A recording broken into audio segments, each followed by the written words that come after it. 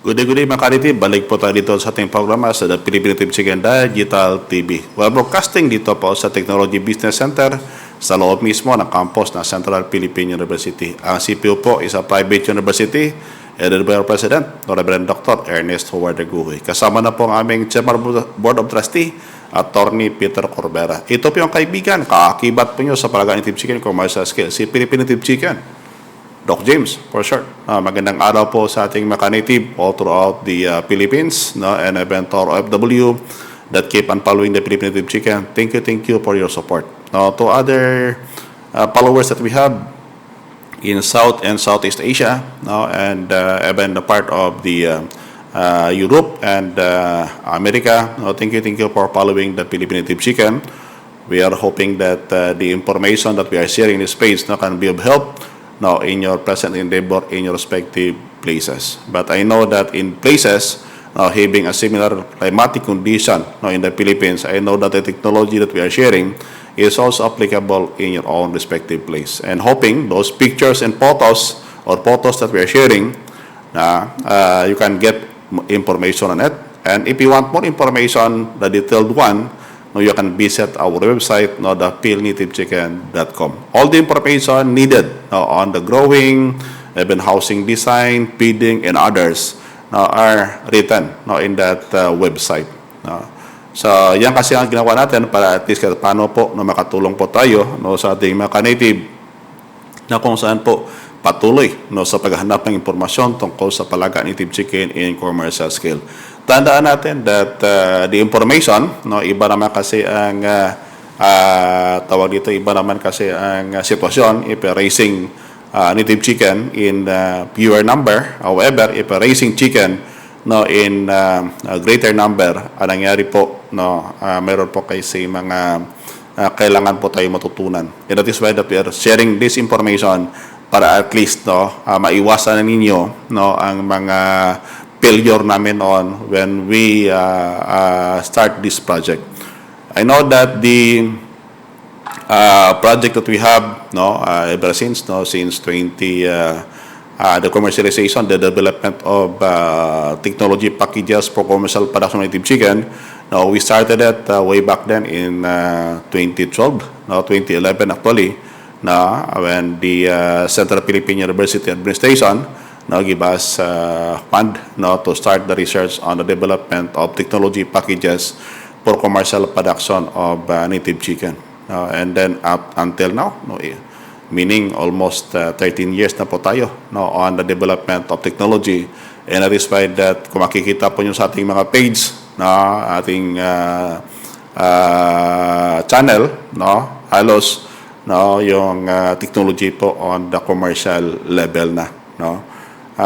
Ang kulang na natin is more on development of the breed, and we'll be working on it starting this school year 2024-2025 to 2026-2027. Tatlong taon para i-develop ang CPU native chicken mga ka-native. Now to continue ng ating pinag-usapan ng nakaraang mga video po natin.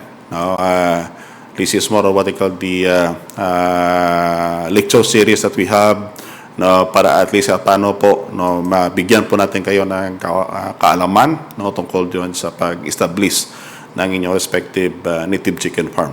Now, you should be responsive. Yung kung bakit, kung matingnan nyo, yung pinakaurang slide natin, and then should be responsive. What responsive natin, may mga corresponding meaning kasi per letter. Research, sabi natin, paghanapan na po tayo ng informasyon, and extra effort should be taken. Alam niyo kasi na habang naghahanap ka ng informasyon, kailangan mo talaga na magdagdag ng effort para at least kahit paano po whatever nakakulangan sa mga nakita nyo sa iba, mapili na naman doon sa iba, and then you can maybe weigh na kung saan po totoo ba yan o hindi. And then share what you have learned. If you have the group, share it with people of the same mindset with yours. Alam niyo kasi pag gusto mo mag-alaga ng manok, tapos pumunta ka doon sa gusto magpaganda na grupo, baka out of place po kayo. And despite that, kung mag-join po kayo sa mga grupo, pwede bang tingnan nyo muna whether that group have the same intention with yours. Now, after you sharing, the next is that plan every action. Ibig sabihin, when you are already equipped yourself, and then parang ang confidence level mo, sobrang taas na make a plan on what to do. Make a plan on what to do. Otherwise kasi, ang plano kasi lagay nyo muna sa papel yan, kasi pag nalagay nyo na sa lupa, mahirap pa na kayong ibunutin yan o ibalik. Yung kung bakit sabi ko palagi is that na parang galaga ka na manok, and then, alanganin naman kasi sabihin mo manok mo, huwag ka munang kumain. Wala ito pabili ng patuka. Yun mga ka-native. And that is why that there should always a plan in every action that you should be taken. Para at least kahit paano po, yung plan na yan, that will be served as your Bible when you're going to implement your project. At least meron po kayong guide on what to do. Kung sa mga operation pa yan ng business, you have what they call the manual of operation. At least kahit paano po, kahit drop lang yan, drop copy lang yan, pero at least pag may medyo may mali sa tingin mo, at least mabilis, mabura, compared than putting up directly on the field. Otherwise kasi sa field na yan, malagay na tayo silanganin kasi mahirap ng burahin. Now, for every plan that you have, kasi pag start ka ng project mo, sigurado ka na mag-start ka na, naalaw kasi ang sabi ni Louis Vuitton, sabi niya, is small of pessimism and a lot of optimism. Meron kasing tawag dyan, may mga what if, but it must be shorter or minimal. But ang unang tanongin mo muna, what is? Bakit? Pag nag-una ang what if mo, kasi tanong ka, pag dumami yung manok ko, anong kaya mangyari? What if? What if, lahat ng what if. Hanggang darating yan sa point na sa sobra mo ng what if, na overthink ka na, baka hindi mo na ma-implement. Yung kung bakit at Central Philippine University, because when we conducted, tawag dito yung project evaluation, because we started the project on the field level as early as 2015 hanggang 2019 tingnan po namin ano ba nangyari sa field, how many success rate in the implementation of those project. Doon namin pala nakita na medyo basta sigurado lang yung sa mga private individuals that visited our place. Our success rate is 85%. Kaya lang, ang problema doon, ang kakulangan lang is in terms of what they call the technical and marketing support. That is why that sa ating mga native dyan, na very optimism to implement the project, pwede bang before you implement, pwede bang daan muna sa amin dito sa Central Philippine University, lalo na pag ang area nyo is within Western Visayas, para mag-guide po natin. Among our followers and native in the part of the country, you can ask questions. Huwag po kayo magatubili na magtanong sa ating Facebook page, because I am the one answering all your questions. And yung mga tanong nyo, yung frequently asked questions, ginagawa na natin na mga kasagutan yan, at saka binibigay ko na sa mga nagtatanong ang specific link kung saan po makita ang kasagutan na yan, mga ka-native. Optimism is, being optimistic is very critical in every project that you are doing. Yung kung bakit na yung pinakamauna na binigay natin is that na research for more information. Now, that is one way on how to alleviate the level of competence that you have sa mga sarili po ninyo. Otherwise kasi, pag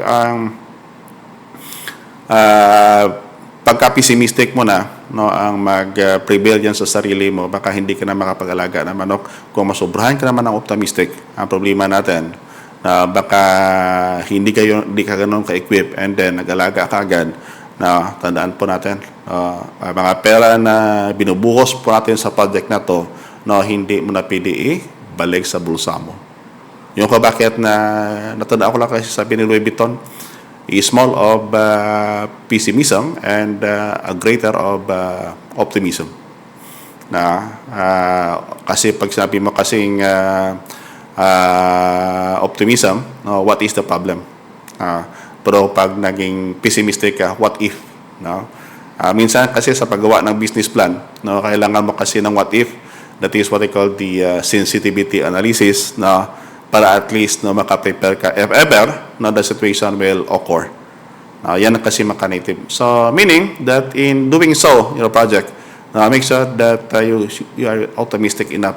You can only attain no, optimism if you are well-equipped. However, pag hindi po kayo equipped, no, doubt will always be there. Now, if you are optimism, next is that note every action taken. Ibig sabihin po, no, pili ba may konting diary po tayo dyan araw-araw? No? Kasi yung diary kasi hindi naman lahat yan no, intended for kung ano-ano dyan. But even in the way and how you implement the project, no, you can have it be note down. Para every time that possibly no, may encounter po nyo konting kamalian o medyo may kakulangan kayo, no, you can do something para at least na yung pagkamali na yan, baka may ginawa ka noon na ituwid dyan. So kung wala kang notes, ang problema natin, mahirapan po kayo magbalik no, as to where na it occurs. Yan mga ka-native ang importante ng what we call the note-taking no, sa ating project. Na kahit sabihin natin, memorize natin yan, but not all of the things will be memorized. Mas maganda na yung may notes po tayo mga ka-native para at least may balikan po tayo. That is why that record keeping no, is very critical no, if you're implementing your native chicken project. Now, next is that make sure self-discipline po. Kasi pag sinabi natin self-discipline, ibig sabihin po as you implement your project, pag marami na kasing pera doon pag marami pang laman ng bulsa mo, no, hugot ka lang ng hugot, ang problema natin, pili bang konting isip mo na bago hugutin yung pera, no? Para at least kahit paano po, no, we can do what we call a wise spending of capital that we have.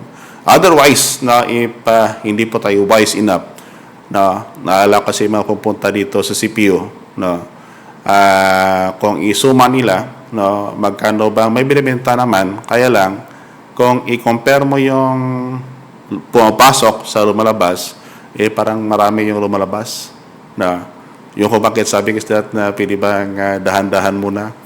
No, otherwise kasi pag i-gulpi mo yan, no, sayang kasi ang mga hard-earned money po natin. Hindi yan natin kasi na pinupulot na sa kasada na pag wala na, kunin mo. Kuha ka, pulot ka man doon. Natandaan natin that pinaghirapan po natin yan. And that's why that sabi ko palagi that na if you're engaging this kind of project, no, make sure na dapat na considering this kind of project as your agripreneurial undertakings. Para at least na magiging basihan po ninyo no, sa mga ginagawa po ninyo. Self-discipline is very critical. No? Yan kasi, sabi nila, no, persistence no, can only be occur if no, you keep on doing things that you're going to do with a discipline to yourself. That is what I call the meaning of persistence. No? Noong may ginagawa ka, pero disiplinado mo yung sarili mo, no, patuloy ka sa paggawa, puro may disiplina. Now, other thing is that na after, you should do what I call innovation.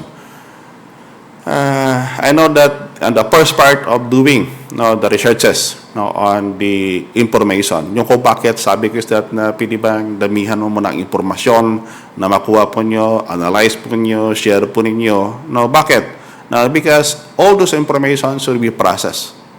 Alam nyo kasi maka-native na kung i-evaluate po natin mga farmers, halos they are not adopting all the technology. They are putting only some pieces of the technology sa kanilang respective project. Ang sabi niya is more on what they call analysis of the technology packages selecting only those applicable in respective places. Yung ko bakit sabi namin dito sa CPU, hindi naman lahat-lahat niyan, but ikaw na mag-isip-isip kung sa tingin po nyo applicable o hindi sa lugar mo. But if you think that the packages of technology we generated at CPU na makatulong, don't hesitate to have it be copied diyan sa mga lugar po ninyo. And kung may makatanungan kayo, kung doubt pa kayo, you can directly message kay Philippine Chicken para bigyan po namin kayo ng gabay. And that is why that kami palagi sabi natin is that na if you want the basic concept of raising native chicken in commercial scale, tandaan po natin, we have this book, The Commercial Production of Organic Philippine Native Chicken. Now, this is written by yours truly, na kung saan po all the basic concept in raising native chicken and commercial scales are written in this book. If you want a copy, dito sa buong Pilipinas, we are shipping it via GNT, free shipping po, nationwide. These are colored paper po, may mga photos po tayo nilagay dito para po mas mabilis maintindihan ng ating mga ka-native. So, kailangan natin panahon. Medyo gipit na po. So, sana po ang episode ngayong gabi, ng ngayong araw pala, nakatulong naman yan sa inyo, para mapaituloy po ninyo ang inyong magawain sa mga respective na lugar po ninyo. And I know na kung saan, if you have some further questions or queries, don't hesitate to send us messages. Again, in behalf naming Presidente, Reverend Dr. Ernest Huarde Guhoy, kasama na po ang aming Chairman of Board Trustee, Atty. Peter Corbera. Ito po yung kaibigan, kakakibat po nyo sa pag-native chicken commercial scale.